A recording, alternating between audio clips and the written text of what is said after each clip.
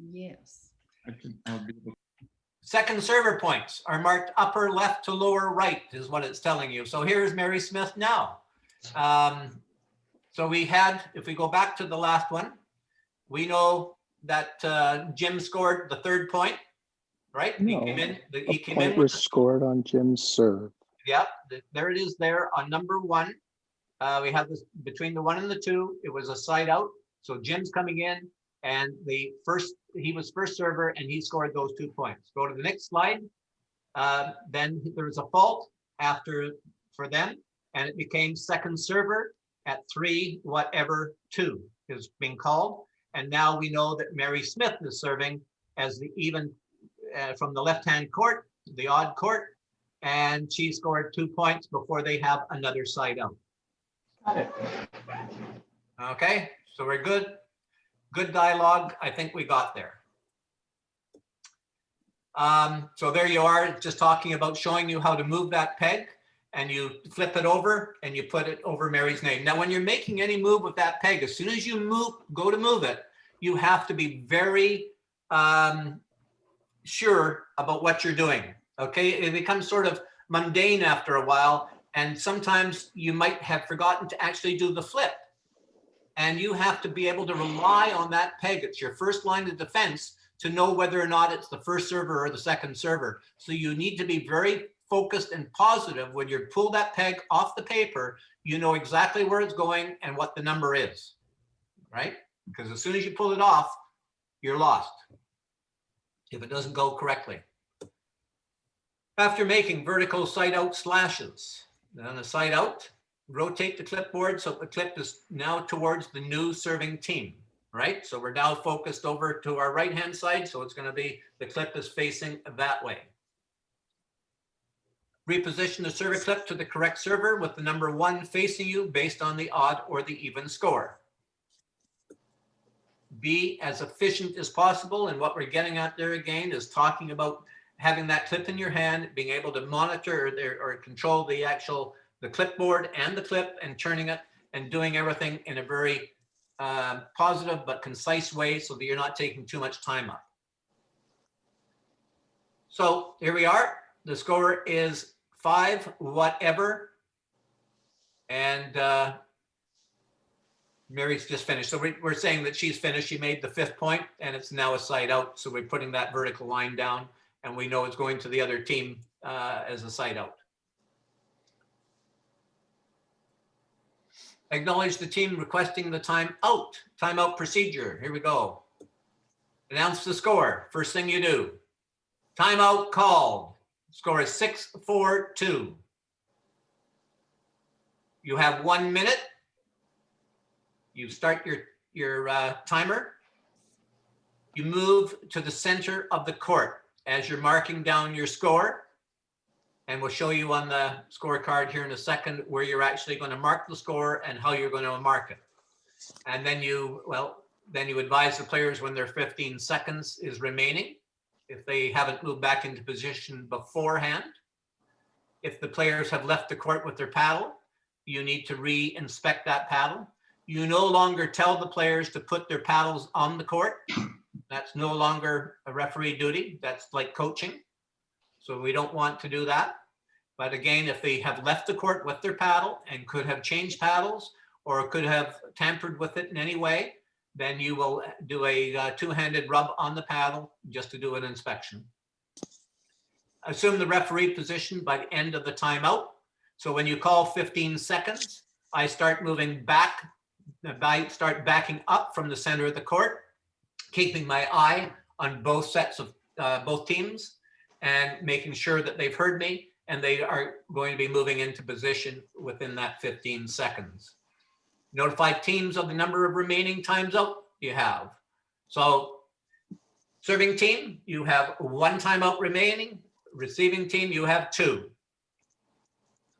Call time in and you announce the score no longer than the 1 minute, right? So you announce it right on time. So all those things need to be done in order at the right point and the right time. You start your 10-second count. Even if they're not ready and going, you call the score and you start your count. Failure to serve within the 10 seconds equals a fault. It's true. Timeout rules. Timeouts cannot be used to delay the start of the first game. So at the start of a match, had several times where players have gone off to the bathroom and there's only one player on the court, or it's 3 players on the court, one on one side, and the other guy says, I'd like to call a timeout. Timeouts are not allowed. Okay, but they have 10 minutes to get there after the start of the match before you can actually legally call a forfeit. Can be called after the score is called.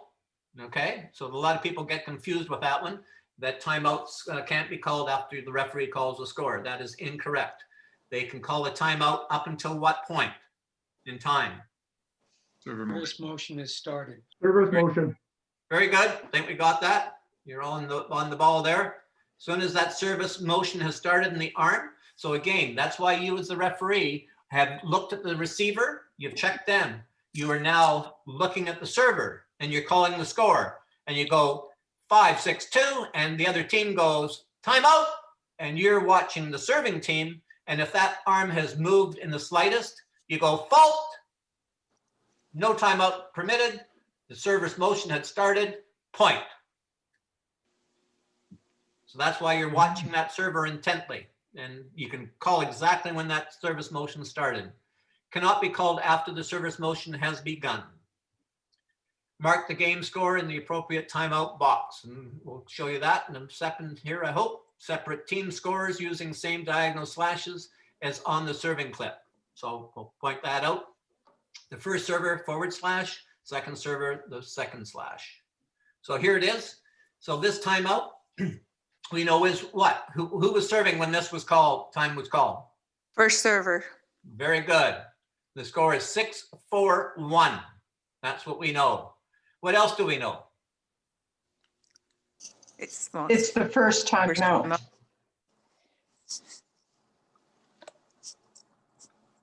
See my cursor going around here? It was, So we know that the it's score called was- by the serving team. That's right. But I didn't really want you to see that. I would have liked to have blanked that out. We know it was the serving team because it's right side up. Usually speaking, 90% of all timeouts are called by the receiving team because they want to break the momentum of the serving team. That's normal. So normally, what we're going to show you here in a second is the box is actually upside down when you're going to enter the score for the receiving team who's called the timeout. And I think that's probably the next slide. So here it is. So example 2, this server scores are recorded as above. The timeout's called by the receiving team at 7-5-1. And when they were serving, Second one. so yeah, it was actually the other way around, right? So the first timeout was called at 7-5-1 when they were a receiving team, right? And now this last timeout is called, it's their second timeout, and the score is 9-10, and it's their second server. Okay, so I think we can just ignore that first slide that we have on the other page, and we'll go here. So what this is telling me is that this team, whoever it was, has called a timeout at 7-5-1. And they were the receiving team at that point. And this team also is the receiving team at 9-10-1, 9-10-2, because it's going the other way. But we go back to this slide, and of course, because it's face up, it's not upside down, we know that that's the serving team, because if you have your scorecard in front of you, right, and you've got it that way, and it's facing to the team to your left is serving, and the receiving team on your right calls the score, you turn it over, or you don't turn it over, you take it and you mark your timeout right the way you called the score. So if it was 6-4-1, you write 6, put the slash going across from top right to bottom left, and then put a 4 under it. And that's upside down on the scorecard as it is here, just a different score, 7-5-1. You all follow that? Sorry, Aaron. Sorry? From this page, we know what is 7-5 and 9-10, but we don't know it's first serve or second serve, right? No, we do know. And that's what we were saying about these slashes. So we know that this slash going from top right to bottom left was a first server. Oh, got it. Thank you. So rather than before we used to do that, I used to write in there 7-5 and I would put a little 1 in there or a little 2, but there's not a lot of room. So somebody in their brilliance thought, well, you might as well use your slash marks accordingly in this box. So the first thing you do when you go to write the score in is don't put the score down. You put the slash down first. And if it's the first server, you go this way. If it's the second server, you go this way. And then you write the score in above and below the lines. Just as you Okay. call. Yeah, got it. When you say Just a to yourself, comment. timeout On my- called, score is 7-5-1. You come to the sheet and you write down the 7, or you put the slash down, you write the 7, and then you put the 5 in. And then you're done. You're done. I downloaded these score sheets and the timeout. There's not any room to put in the score. I mean, the timeout little box is tiny, that thing. And if they gave me a dull pencil, I wouldn't be able to put the number score in there. No, you believe me, I do it each and every time. And that's where you put them.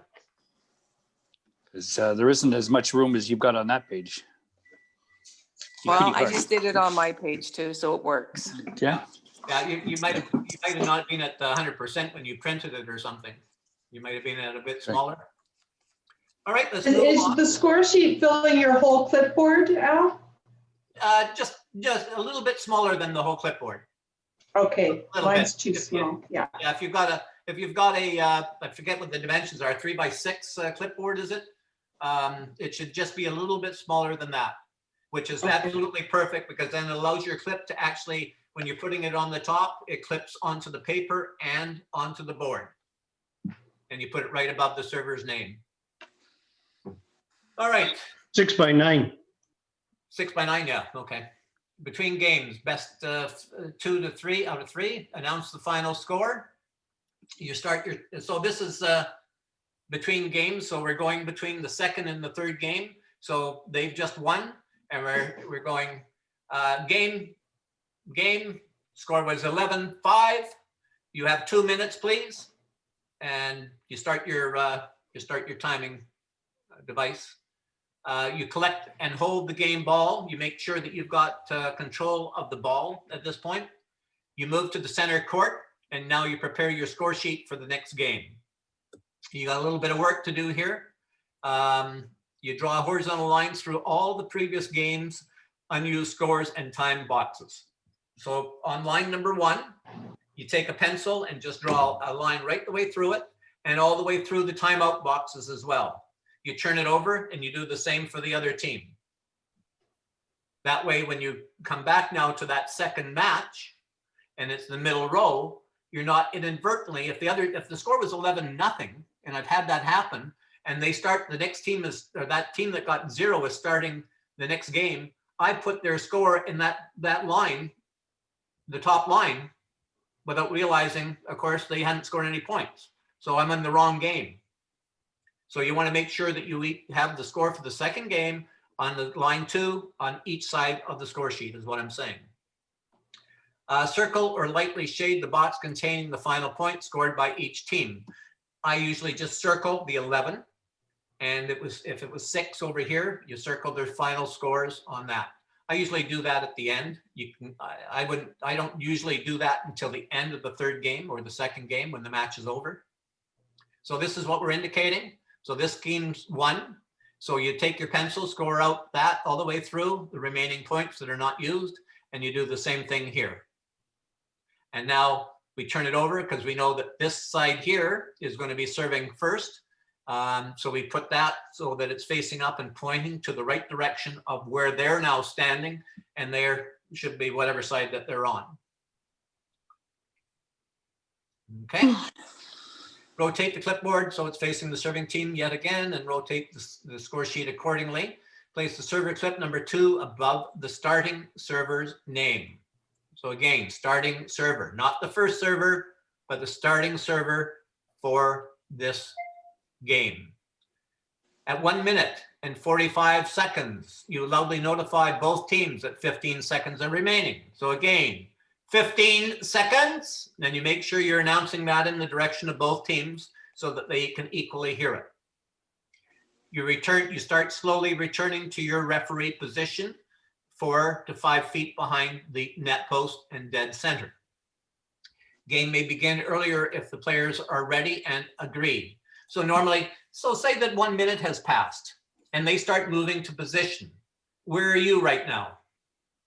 Center court. That's right. So you're standing right at center court. You see them starting to move to position. I start backing up at that point. And if they continue to look like they're going to assume the ready position for all players into the right position, I then will go right back to my starting place and they'll look at me, I look at them and say, are players ready to begin? And if I get a yes all around, then fine, players are ready. Second game, 0-0, 2, and away we go. Oh, before you do that, don't forget to give them the ball. Embarrassing when you call the score and you got the ball in your hand. I presume that's also true for the one timeout, that if both teams are ready. It is. That's exactly right, John, that you want to do that just by moving back into position and watching them at all times. All right. So again, we know that what the rules are on that. If one team is ready to start and the other isn't, then we go the full distance in the time count out. If both teams are ready and you verify that with the teams, then they're happy to proceed. We're happy to go too. I return the ball to the serving team. Yes. In the third game, remind players of the upcoming end switch. So again, once you start this is the third game. We'll switch sides at 6 points. 0-0, 2. Away we go. At the end of the 2-minute call, time in and the score, even if the players are not in position. So that is important. If they're not ready to go, you still exactly at that time, your job is to call that score. So we're going to talk about that a little bit when you've got line judges and you've got a lot of things on the go. You have to have this down so that you got your timing that doesn't exceed, because it can easily start exceeding your time limits if you haven't got doing the right thing at the right time and leaving everything to the end. Failure to serve by the end of the 10 seconds is a fault.